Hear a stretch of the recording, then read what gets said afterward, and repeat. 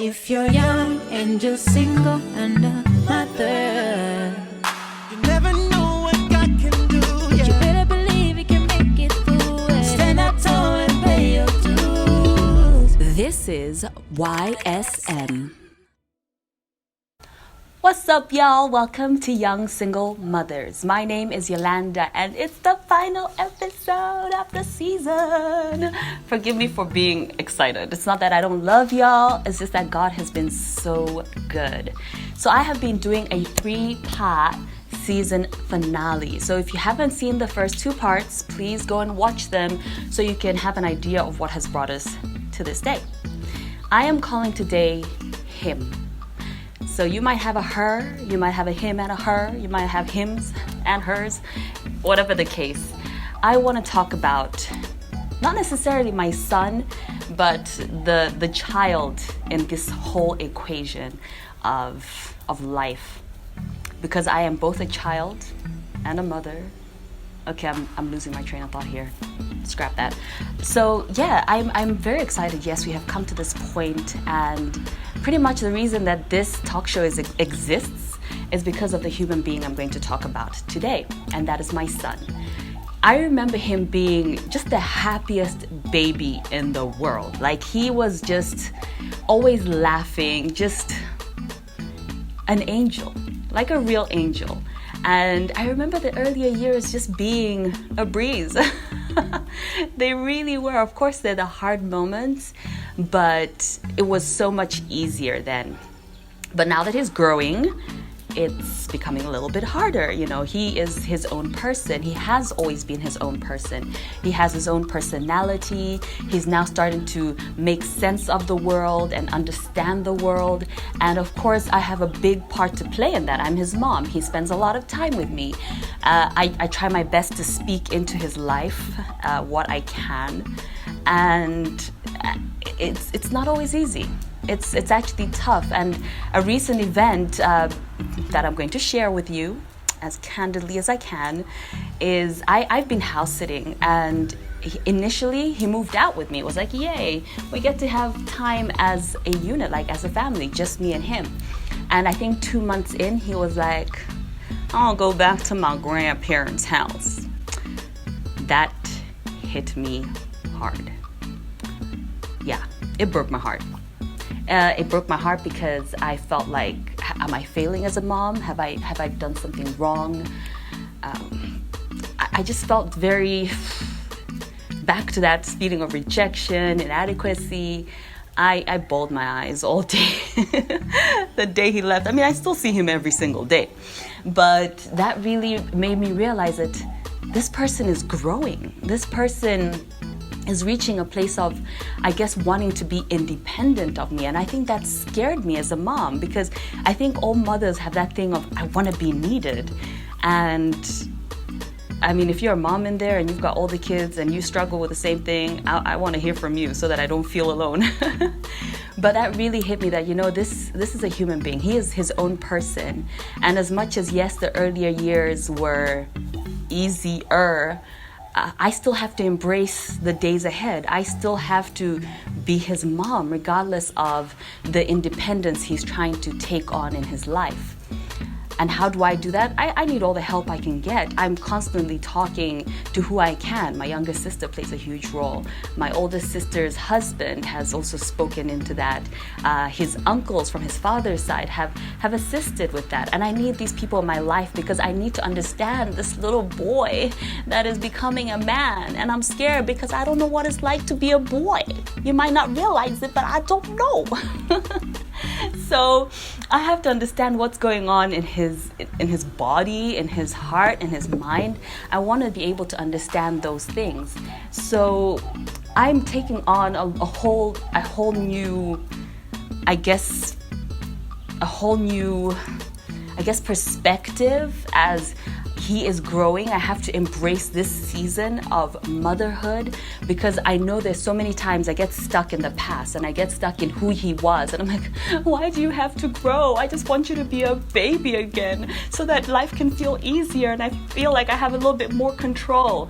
The reality is I've never had control. It's it's all in God's hands. But it has been an interesting introduction to this new season of his life for me.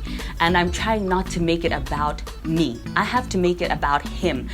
This takes me back to episode 1, where I felt like, to a degree, my parents were not, and sometimes are still not, taking the necessary steps to understand who I am and what is going on in my heart and what I need from them as parents. And I've had to do that with my son, where I have to sit down with him and have a candid conversation and ask him, well, what do you really think about that? Or how did this make you feel? And I have to be ready to take in the truth that he shares with me, because there are times when it's like, yeah, I messed up there. And I'm sorry. But, and there are times when I have to ask, did you understand why I did that or why I said that? So that at least at the end of the day, I'm understanding him, he's understanding me, so that we can move forward together and continue to grow our relationship. Because yes, I'm mom, and yes, I make most of the rules at this particular point in his life, as much as he wants to make his own. I do give space for him to make his own decisions, because at the end of the day, I want him to be a healthy, well-developed human being. That is my desire for him. I think that's a desire every parent has for their child. How we go about that may differ. And one aspect that I'm becoming very, very aware of, because I know I lack in the area of financial literacy. And my sister wrote a book because her son is now, he's turning 6. I hope I got that right, 2015. Wait, when was he born? 2014, yes, he's turning 6. And she has written a book to teach him about money. There's nothing wrong with that. I think a lot of us are not financially literate, and lack of that puts us in all sorts of situations and places that are not necessarily desirable or favorable to our lives. So one of the things I'm really trying to teach him is about money. And my sister, I got a book from my sister. If you would like the book, it's you'll find the link in the description below. And I'm like, I just want him to learn this aspect of life, because I wasn't taught that. So let me see what I can do, or how I can use this book to help him to grow in that particular area of his life. And of course, I also have to embrace who he is as a person. He loves video games. He's like, Mom, I want to be a gamer. It's so cool. It's this and it's that. Of course, he also wants to be a chef. He wants to be a lot of things. So I just embrace that as it comes. One second he wants to be this. I'm like, baby, yes, you can do that. Come on. Keep dreaming, keep hoping, keep wishing, and keep working hard towards your dreams and your goals. So I have to be very aware of his needs. What is it that you need right now? I was asking him about the 5 love languages and explaining what they are. And I think there's certain parts of him that are drawn to each one of those love languages. I would say probably the biggest one, and I think it's a big one for most men, and that's words of encouragement. Men want to be encouraged. Men want to be, puffed up and told how great and how awesome and how capable they are. So I have to realize I am raising a man, and I have to approach him in that manner, age appropriately, of course, because I still have to figure out how to navigate who he's becoming. So my son has really opened my eyes to understanding that I can't choose who he's going to be. I can help shape, I can help mold, but ultimately he makes his own decisions about his life. I just have to guide him and help him in where to go, because I also have to come to terms with he is going to make mistakes. I have made multiple mistakes. So I have to give him grace for that. There have been so many things that I've done that have been wrong, things that I've done that have hurt him. I've had to on many occasions, and I feel like our parents' generation may have lacked that, and that's coming to their children and saying, I'm so sorry I said that hurt you. And that's not something I've experienced a lot in my life. But I've had to, on multiple occasions, had to apologize to my son for something I may have done, something I may have said. I want him to see that I am a human being, that I have faults. I don't want him to have this impression of mom is superhero. She can never be hurt. She can never be conquered by life's battles and issues. I want him to know, and not really to get sunken in and to give him too much, because I also have to respect and be aware of the fact that he is my child. So I can't let him carry emotional baggages from my life and from things that I'm going through. I still have to maintain a good distance. I need to have boundaries in that department, as much as I want him to understand that I am a person and I have made mistakes. So I remember speaking to him recently as well about, well, how do you feel about the fact that I am a single mom? Because he goes to Sunday school at church and they were learning about abstinence, and I was like, well, what do you think about abstinence, considering that I'm a single mom, I'm not married? I was like, I didn't really think about it. So I was like, well, okay. So it's just interesting to see how he is seeing the world and how he's understanding the world. It's an ongoing journey, and I have to embrace that fact that I'm going to have to be changing along with him. Those you always hear parents saying, but you used to love this, or you love this. And it's like, yeah, mama, when I was 6, I am 15 now. And I don't want my son to ever say that. I want to keep up with the times. I want to know what music he likes. Who are your favorite musicians? What color do you like now? Because it might change. He might not always like, I think it's blue. He might not always like that color. So I have to keep up with him and always remember that I am the adult in these situations. There are times that I get moody and I give him attitude, and I have to take myself aside and be like, girl, what's up with you? Like, you realize he's the child in this situation, right? You need to grow up, Yolanda, and allow your child to be the child, and you be the mature person and open up that space that he needs. He needs to know from me that I am a safe place. He needs to know from me that he can come and talk to me, that I won't judge him, that I won't get angry unless he deliberately lies or directly disobeys. That he understands very well that those are the 2 times he will see me flip the lid, okay? But there are times when he'll make mistakes, and if I shout at him when he has made a mistake, I have to go back and say, I'm sorry, I didn't realize that was a mistake, my bad. I have to make sure that I am the adult in our relationship. And that's till the end of time. Of course, when he reaches an age where we can be friends, because right now I'm like, child, you are not my friend. Yes, we can talk to one another because I want you to know that I'm here for you.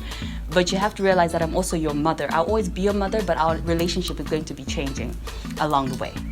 So, y'all, guys, this parenting life is real, and it gets real, and we have to be preparing our hearts and our minds for our changing humans, because just like us, they're going to change, they're going to evolve as well. So, y'all, that's season 1 done. Can you believe it? I am shocked and excited and happy at the same time. It's been awesome. Like, I've absolutely loved doing this. It's been something that's been on my heart for a very, very long time. I'm looking forward to what it will become, where we're going to go, who we're going to have, and I think that's something that you can look forward to too. So like I said last week, share this channel, share this page, depending on where you're watching, with people that you know that can use it, because I feel so strongly that every single mama needs encouragement. We need each other. We need a place of, I'm so glad somebody else understands what I'm going through. And share your stories. Share what you would like to share with me, with people, because I am so ready and so willing to have people on this show to share their experiences, to share a word of encouragement, because I haven't experienced everything there is to experience as a single mom. We all have our own stories. We're all on our own journeys, and we need to embrace this journey. Don't look at yourself as I have failed, because you have not. Don't look at yourself as I am not good enough, because you are. And don't feel like, I think one of the things that I've come across is women feeling that you need to be rescued. Like, because you're a single mom, suddenly you're not good enough for the greatest man that God possibly has for you. And you find people in situations where they settle. And I don't know if that's you, but you are good enough. You are deserving of an incredible man. So don't ever, ever put yourself in a position where you think you deserve any less, because you don't. You're an awesome human and an awesome mom. You're gonna make mistakes. Don't beat yourself up. Dust yourself off and get up and try again. Apologize where you need to apologize, and forgive yourself for any mistakes or anything that you're gonna do that is going to somewhat, I guess, affect your parenting or affect your child in some way. Ask for their forgiveness. You'll be amazed at how children love it when us parents admit that, hey, I made a mistake, I was actually wrong. That blesses their heart. So strip away the pride, strip away the parent pride, and put on that hat of humility so that our children can grow up happy and healthy. I am looking forward to a little break, but I'm also looking forward to being back. So God bless you. That is all I have for you today. Peace. 1, 2, 3, go! If you're young and just single and a mother, You never know what God can do. but you better believe you can make it through it. Stand up tall and pay your dues. This is YSM.